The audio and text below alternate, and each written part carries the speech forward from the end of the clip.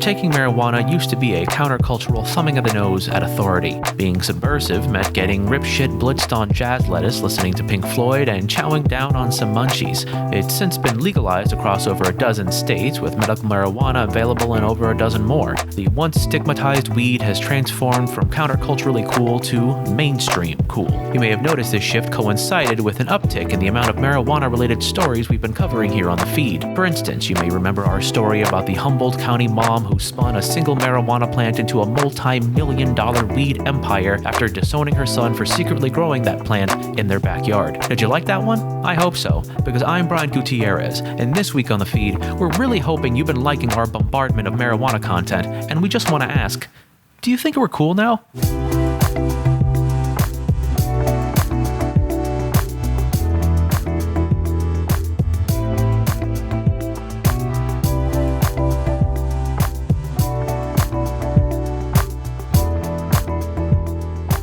To get a better sense of whether we're cool now, I'm bringing in the feed's social media manager, Emily Pottsville. Welcome to the show, Emily. Thank you for having me on. Absolutely. And in the spirit of being cool in regards to marijuana, I just want to let you know that if you're ripshit blitzed out of your frickin' gourd right now, that's totally fine, because marijuana is cool. But the question is, are we cool now that we talk about it all the time? Well, Brian, I'm sorry to report that the meter on our coolness hasn't moved a whole lot since we started relentlessly churning out marijuana-themed episodes to coincide with SEO trends. Oh, bullshit. Are you serious? I'm afraid so, Brian. The general consensus seems to be that listeners can see right through our facade. A lot of them are saying that we couldn't even roll a joint to save our lives. All right, they got me there, but they must have been impressed with our 5-part special on the best snacks to eat while high, right? Not at all, Brian. A lot of them said it was a hacky premise that was terribly executed. Listeners strongly disagreed with the third episode of that series in particular. The one about roasted balsamic glazed Brussels sprouts? That's the best one. What else are you supposed to eat when you're riding a tsunami of euphoria? Cookies? Cake frosting? I might be high, but I'm not an animal. Well, that kind of goes hand in hand with people not being big fans of your previous position on marijuana back before it became a trendy cash cow. Oh, well, look, okay, about that. When marijuana was first being legalized, I was against it. I'll be the first to admit that everyone here at the feed used to be all for mandatory 20-year prison sentences per ounce of weed for first-time offenders. But hey,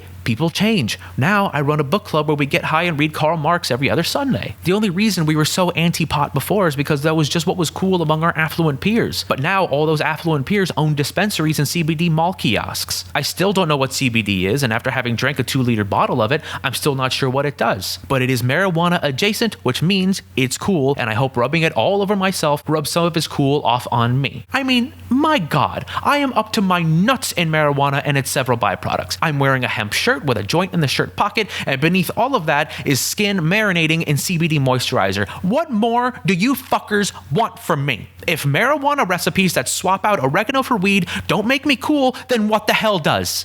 I can't get a tattoo of a whisk on my forearm like all the cool foodies. It'll take up the spot for my Disney princess arm sleeve that I've been saving up for years. That's where Ariel's gonna go. I'm sorry? Fuck you're sorry. We have 12 more marijuana episodes in the can, goddammit. You tell me what I'm supposed to do with the episode about the white kid in Portland who made a fortune after opening a marijuana stand in his front yard. Or the one about the black kid in Mississippi who did the exact same thing and is now in prison for 25 years. I mean, it's just not fair. Why can't I have something that makes me cool? I don't know, Brian. I think the flame decals on your inhaler are pretty cool. Thanks for the report, Emily. Look, I guess I'll just learn to be happy being an uncool food dork. Hope you ungrateful pieces of shit like episodes about metric versus imperial measurements, because that's all you're getting, but certainly not next week, because next week on the feed, we've got a whole new episode about marijuana that will bring me no closer to dating one of those Coachella Instagram hippies with the flower crowns. But do me a favor and cut that part out so my wife doesn't hear it. Brian, you do remember that you made me set this up as an impromptu Instagram live stream, right? I did? Yeah. Do you know if my wife's watching? She said yes in the stream chat.